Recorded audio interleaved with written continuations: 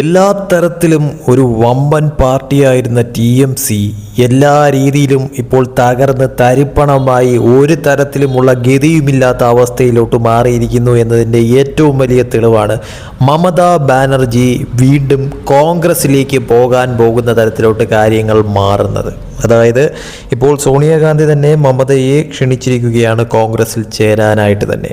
കാര്യമെന്ന് പറയുന്നത് മമതയ്ക്ക് തീർച്ചയായിട്ടും ഇനി ഒരു തരത്തിലുമുള്ള ഒരു പിടിവള്ളിയും ഇല്ല എന്നുള്ളതാണ് യാഥാർത്ഥ്യം.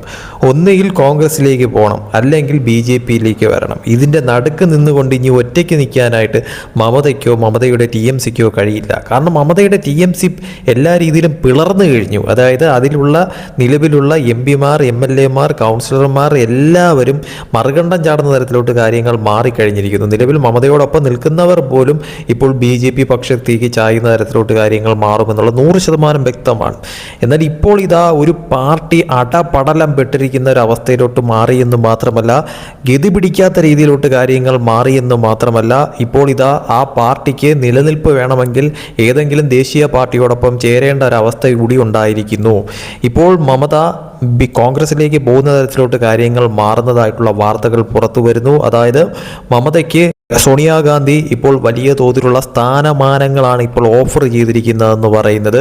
അത് മമത സ്വീകരിക്കുമോ എന്നുള്ള ഏറ്റവും വലിയ ചോദ്യം നിലനിൽക്കുന്നു. തീർച്ചയായിട്ടും മമതയെ സംബന്ധിച്ചിടത്തോളം മമതയ്ക്ക് വേറെ ഒരു തരത്തിലുള്ള ഓപ്ഷൻ ഇല്ല എന്നുള്ളതാണ് യാഥാർത്ഥ്യം എന്ന് പറയുന്നത്. കാരണം ഒറ്റയ്ക്ക് നിന്നാൽ മമതയെ സപ്പോർട്ട് ചെയ്യാനായിട്ട് ആരുമില്ല എന്നുള്ളതാണ് യാഥാർത്ഥ്യം. കൂടെ നിൽക്കുന്നവർ പോലും മറുകണ്ഠം ചാടുന്ന തരത്തിലോട്ട് കാര്യങ്ങൾ മാറി എന്നുള്ളതാണ് യാഥാർത്ഥ്യമായിട്ടുള്ളൊരു കാര്യം എന്ന് പറയും. എന്തായാലും സോണിയാഗാന്ധിയുടെ ഈ ഒരു ക്ഷണം മമത സ്വീകരിക്കുമോ ഇല്ലയോ എന്നുള്ളതാണ് കാത്തിരുന്ന് കാണേണ്ട കാര്യമെന്ന് പറയുന്നത്. പക്ഷേ നിലവിലത്തെ സാഹചര്യത്തിൽ മമതാ ബാനർജി കോൺഗ്രസിലേക്ക് ചേക്കേറാനായിട്ടുള്ള സാധ്യത തന്നെയാണ് ഏറ്റവും കൂടുതൽ കാണുന്നതെന്ന് പറയുന്നത്. പക്ഷേ അത് TMC പാർട്ടിയോടുകൂടി മമത കോൺഗ്രസിലേക്ക് പോകുന്നു എന്ന് ഒരിക്കലും പറയാൻ പറ്റത്തില്ല. കാരണമെന്ന് പറയുന്നത് TMCയിലെ പാർട്ടിയിലെ നിലവിലുള്ള ഭൂരിഭാഗം പേരും മറുകണ്ഠം ചാടുന്ന തരത്തിലോട്ട് കാര്യങ്ങൾ മാറിയിരിക്കുന്നു. ഇനി മമത കോൺഗ്രസിലേക്ക് ഒഫീഷ്യലായിട്ട് ജോയിൻ ചെയ്യുന്ന കണക്ക് കാര്യങ്ങൾ മാറിയാലും തീർച്ചയായിട്ടും അതിൽ നിന്നും വളരെ വലിയ തോതിലുള്ള കൂട്ടക്കൊഴിച്ചിലുകൾ വീണ്ടും ഉണ്ടാകുമെന്ന കാര്യത്തിലും സംശയമില്ല. അതുകൊണ്ട് തന്നെയും മമത ഒരു സേഫ് സോണിലേക്ക് ചേക്കേറുന്ന തരത്തിലോട്ട് കാര്യങ്ങൾ മാറുന്നു. അതായത് നിലവിൽ മുങ്ങിക്കൊണ്ടിരിക്കുന്ന അല്ലെങ്കിൽ മുങ്ങി താന്നിരിക്കുന്ന ഒരു കപ്പലാണ് ഈ പറയുന്ന മമതയുടെ TMC. ആ കപ്പല് മുങ്ങിക്കൊണ്ടിരിക്കുന്ന കോൺഗ്രസിലേക്ക് ചേക്കേറാൻ പോകുന്നു എന്നത് മാത്രം ഇവിടെ പറയാനുള്ളൂ. കാരണമെന്ന് പറയുന്നത് കോൺഗ്രസ് ആയാലും മമതയുടെ TMC ആയാലും ഇന്ത്യ സഖ്യമായാലും എല്ലാ രീതിയിലും ഇപ്പോൾ തകർന്ന് തരിപ്പണമായിരിക്കുന്ന ഒരു സിറ്റുവേഷനാണ് ഈ ഒരു 2026 വരുമ്പോഴത്തേക്കും എന്ന് പറയുന്നത്.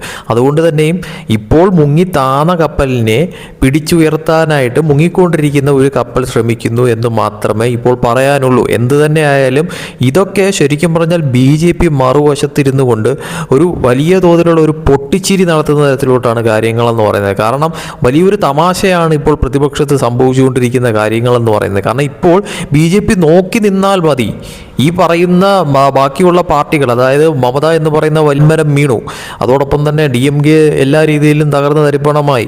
അങ്ങനെ BJPക്ക് എതിരെ നിന്ന് എല്ലാവരും ഒന്നൊന്നായിട്ട് ഇല്ലാതാവുന്ന തരത്തിലോട്ട് കാര്യങ്ങൾ മാറുന്നു. അതായത് ആ പാർട്ടി തന്നെ പൊടുന്നനെ തകർന്ന് തരിപ്പണമാവുന്ന തരത്തിലോട്ട് കാര്യങ്ങൾ മാറുന്നു. അതിൻ്റെ ഒരു അന്തിമ കാര്യമാണ് ഇപ്പോൾ നടന്നിരിക്കുന്നതെന്ന് പറയുന്നത്. മമത വീണ്ടും കോൺഗ്രസിലേക്ക് പോകുന്ന തരത്തിലോട്ട് കാര്യങ്ങൾ മാറാനാണ് ഏറ്റവും കൂടുതൽ സാധ്യത നിലനിൽക്കുന്നത്.